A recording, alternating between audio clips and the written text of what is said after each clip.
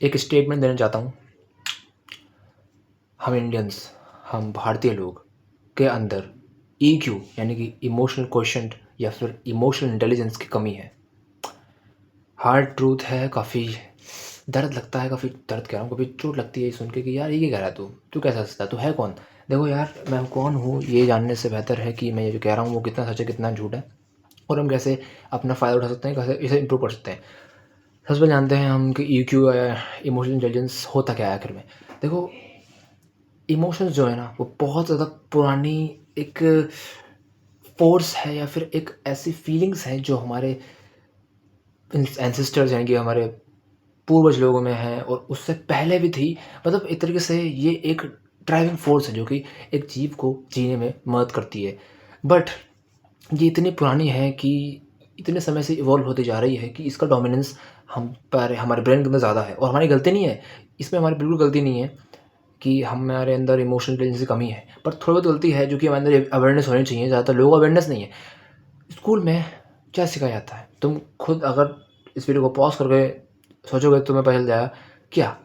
Memory, rectification और पूरे massive competitive पूरा कॉम्पिटिशन जो होता है, और ये सब आईक्यू के अंदर आता है। और आईक्यू के अंदर सिर्फ ये नहीं आता, आईक्यू के अंदर आता है क्रिटिकल थिंकिंग, आईक्यू के अंदर आती है पूरी की पूरी मेटाकॉग्निशन, जिसे कहते हैं थिंकिंग अबाउट ओन थिंकिंग, कि अपनी सोच के ऊपर ही सोचना।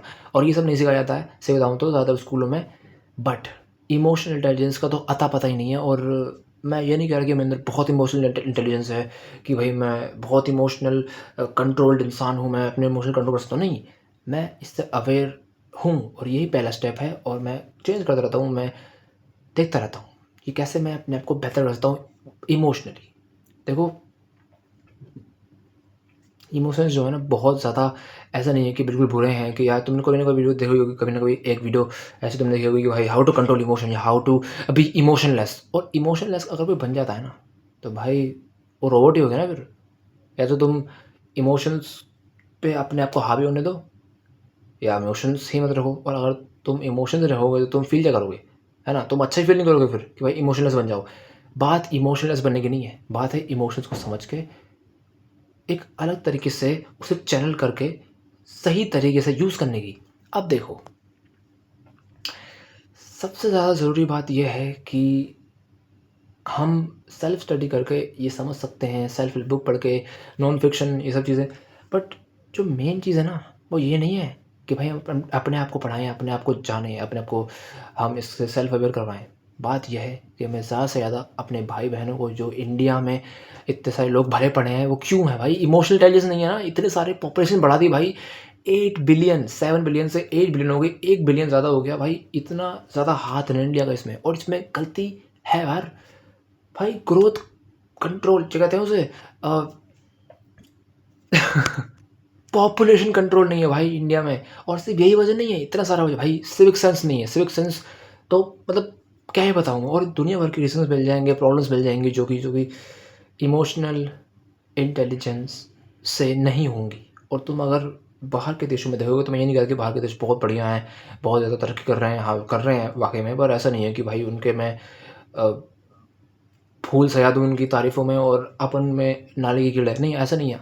हम भी बहुत बेहतर हैं, पर जो परसेंटेज है ना बेहतर की, वो बहुत ही कम है, और उनकी है वो बहुत ज़्यादा है। बट मैं देखो,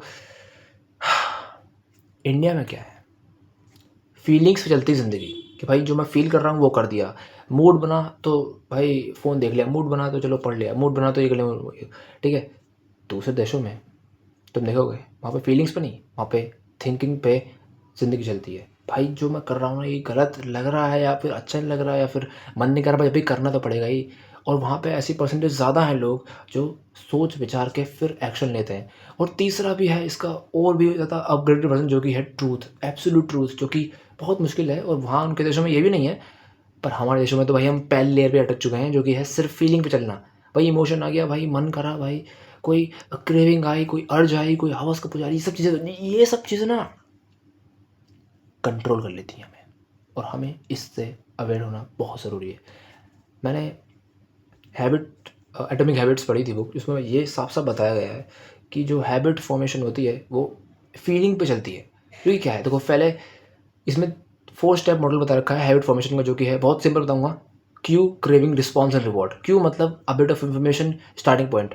क्रेविंग मतलब कोई तलब, अर्ज, जो कि फीलिंग है, जो कि डोपामिन हमारे अंदर जब रिलीज होता है तो हम में कुछ करने का मन करता है, फिर कुछ करने का मन नहीं करता। अगर कम डोपामिन होगा तो मन नहीं करेगा, ज़्यादा होगा तो मन करेगा।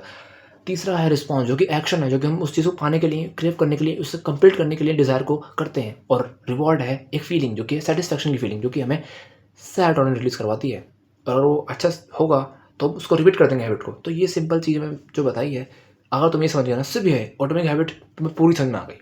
बिल्कुल सिंपल तरीके से बताया है। और एक और चीज़ बताना चाहता हूँ मैं कि जो यही ये मैंने पॉज़ लिया, अगर तुम्हें थोड़ा-सा अजीब लगा कि मैंने ये भाई ये हो गया, ये ज़िंदगी पलट गई, ये क्या हुआ यार? ये इसकी प्रैक्टिस करना बहुत ज़रूरी है तुम्हें। साइलेंस की प्रैक्टिस करना बहुत ज़रूरी है। साइलेंस भी एक तरीके से लैंग्वेज है। साइन लैंग्वेज जिसे कह सकते हैं, sign language, SIGN, sign language. Sign spelling गलत होगी शायद, पर छोड़ो।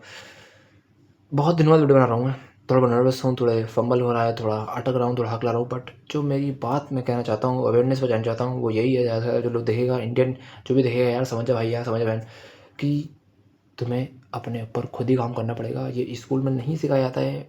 इस स्कूल में सिर्फ IQ के ऊपर बात होती है कि भाई कितने मार्क्स हैं, कितनी पढ़ाई के लिए कितना याद है, कितना सब गूगल दिया तुमने जाके।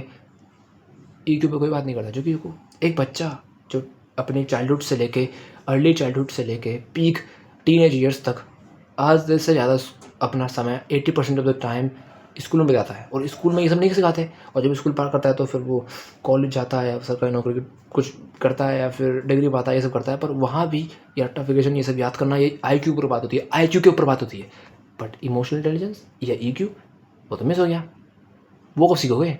वो सीखते नहीं हो, क्योंकि बचपन में बहुत ज़्यादा हम सीख सकते हैं, क्योंकि वहाँ मन बहुत चंचल होता है। और यहाँ से वहाँ हम चीज़ें ट्राई कर सकते हैं। और हम एक्चुअली में बचपन में जो चीज़ जल्दी सीख सकते हैं, वो स्पीड है वो कम हो जाती है आगे जाते-जाते।